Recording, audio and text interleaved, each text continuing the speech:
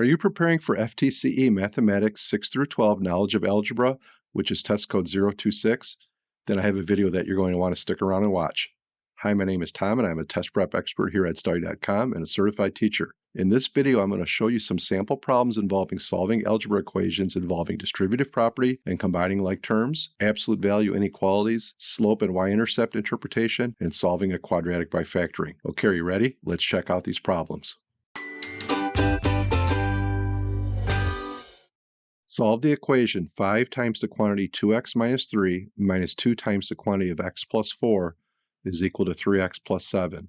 Is the answer A, x equals 6, B, x equal 1, C, x equal -1, or D, x equal 2?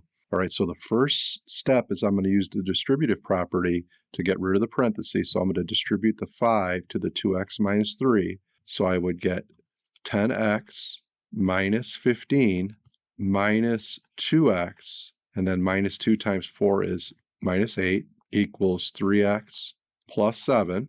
I'm going to combine like terms, so I have a 10x and a negative 2x, which would be 8x.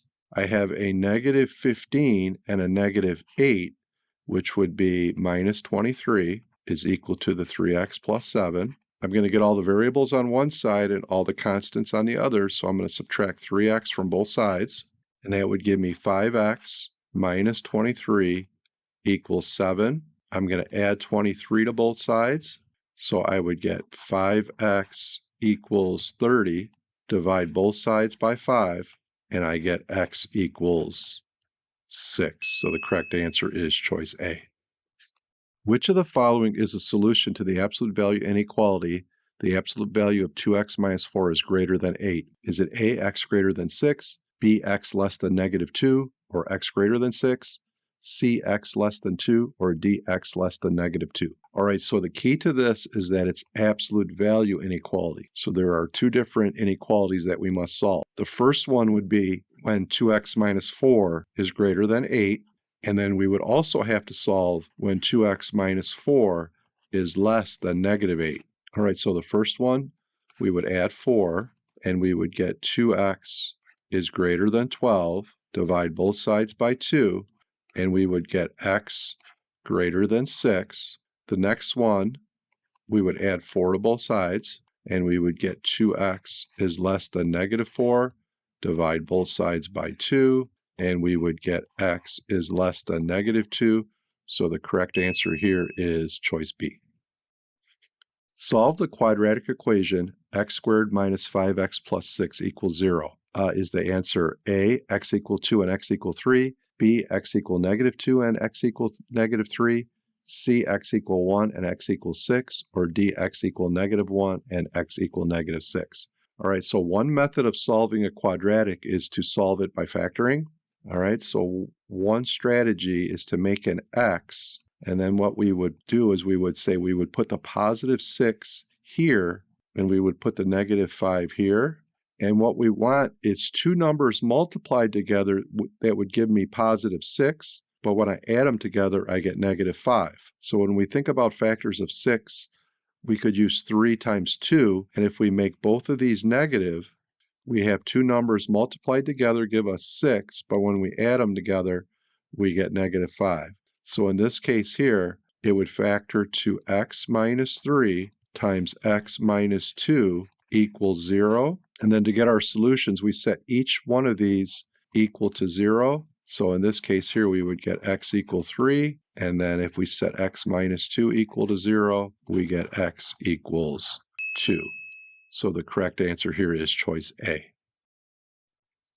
Given the linear equation of a graph y equals 4x minus 7, what does the slope and the y-intercept represent? And we have 4 choices on here. So the first thing we need to identify is what is the slope and what is the intercept. We have our equation in slope-intercept form where the value out in front of the x is the slope, and the constant, -7, would be the y-intercept, which is where the graph crosses the y-axis.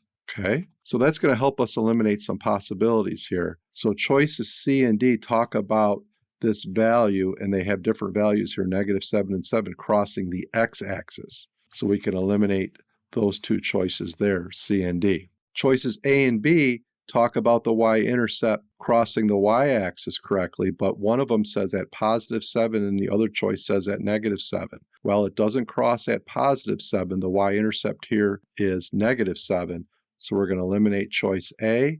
And as far as interpreting the slope represents the rate at which y increases per unit increase in x. So in this case here, the slope is 4 over 1.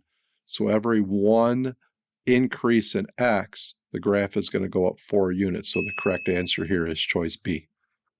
Okay, there you go. 4 sample problems that you may see on this test. Let us know in the comments if you'd like more videos on this topic. For more practice, check out our FTCE Mathematics 6 through 12 026 playlist. For even more detailed practice, strategies, and customizable study materials, head over to study.com and check out our FTCE Mathematics 6 through 12 test prep course. Those who use study.com boast a 92% pass rate.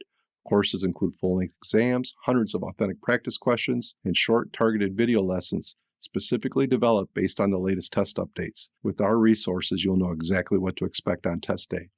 Like this video and subscribe to this channel to get all the latest FTCE test updates. Leave your questions and success stories in the comments. We'd love to hear from you. Thanks for watching. Happy studying.